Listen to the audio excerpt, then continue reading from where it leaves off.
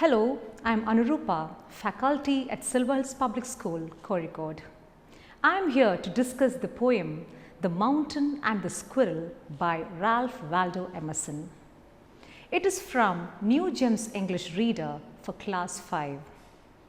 This poem has a very good message for all of us. It tells us that no one in this world is inferior or superior. Everyone is different and has his or her own importance and place in this world. Now about the poet. The poet is Ralph Waldo Emerson. Ralph Waldo Emerson is one of the most influential writers and thinkers of the 1800s. He was an American poet, essayist and lecturer who was born in Boston, Massachusetts on May 25, 1803. Most of his writing focus on the belief that the human soul is more important than any religious belief. His writings reflect the goodness of people and nature rather than society and religion. Now let's get into the poem. The mountain and the squirrel had a quarrel, and the former called the latter little prig.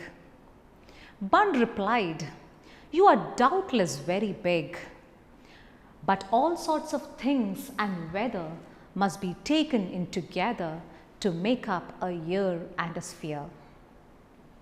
And I think it no disgrace to occupy my place. If I am not so large as you, you are not as small as I, and not half so spry. I'll not deny you make a very pretty squirrel track. Talents differ, all is well and wisely put. If I cannot carry forest on my back, neither can you crack a nut." This poem speaks about the weaknesses and strengths of two quarreling characters, the mountain and the squirrel. Now let's look at it in more detail. The mountain and the squirrel had a quarrel. There was a mountain and a squirrel, and they got into a fight of some kind. And the former called the latter little prig. What is former? Former means the first one mentioned of the two. That is the mountain. And latter refers to the second one, which is the squirrel. So what did the mountain call the squirrel? Little prig means an annoying person or an irritating person. Here the mountain ridicules the squirrel by calling it little prig. Bun replied, "You are doubtless very big." Who's Bun here? Bun refers to the squirrel. The squirrel replies to the mountain in a very clear and well-spoken way. He selects words very carefully. He starts by acknowledging that the mountain is certainly very big. It has a huge presence which the squirrel cannot deny. But all sorts of things and weather must be taken in together to make up a year and a sphere.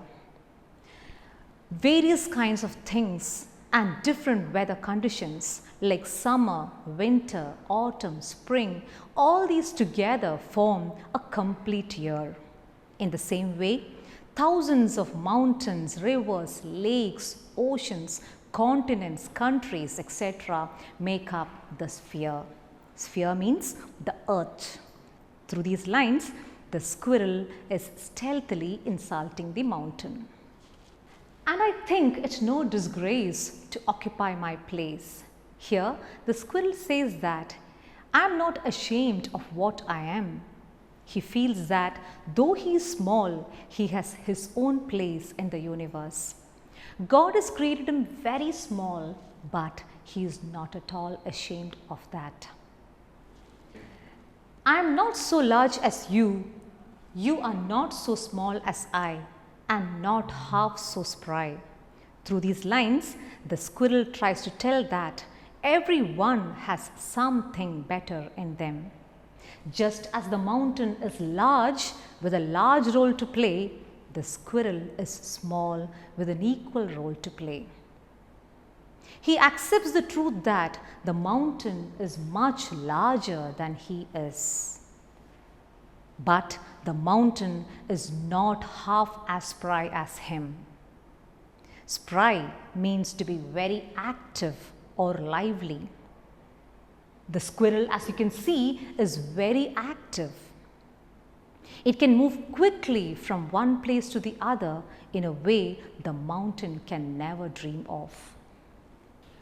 I'll not deny you make a very pretty squirrel track. Here, the squirrel compliments the mountain. He says that I will not refuse that the mountain makes a very pretty squirrel track. Squirrel track means the marks or the traces the squirrel leaves behind while passing on the mountain back. This is another backhanded compliment given by the squirrel, as the mountain is said to be a pretty squirrel track. He means to say that the mountain is beautiful and a perfect place for a squirrel to roam. Talents differ, all is well and wisely put. If I cannot carry forest on my back, neither can you crack a nut. Here, he admits the fact that their talents are different. Same is the case with us also. All of us don't possess the same skills. Suppose you are good at singing.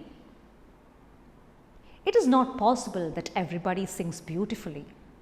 Your friend may be good at painting, but you may not know how to hold a brush even. Helping others, everyone don't possess such kind of a trait. So all of us are different.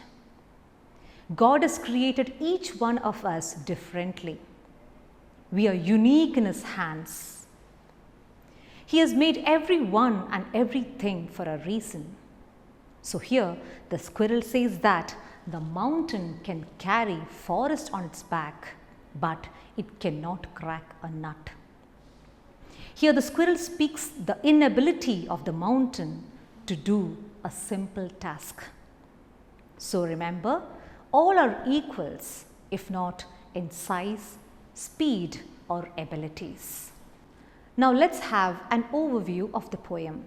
The poem starts with the speaker describing how a mountain and a squirrel got into an argument.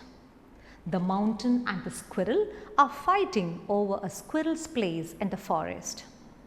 The majority of the text is made up of the squirrel trying to convince the mountain that it is worthy of living there even though it is smaller. The speaker has personified the squirrel with human characteristics and thereby makes the poem very descriptive. Also, the poem does not follow any regular arrangement of rhyming words at the end of each line. Now, let's discuss a few think it out questions.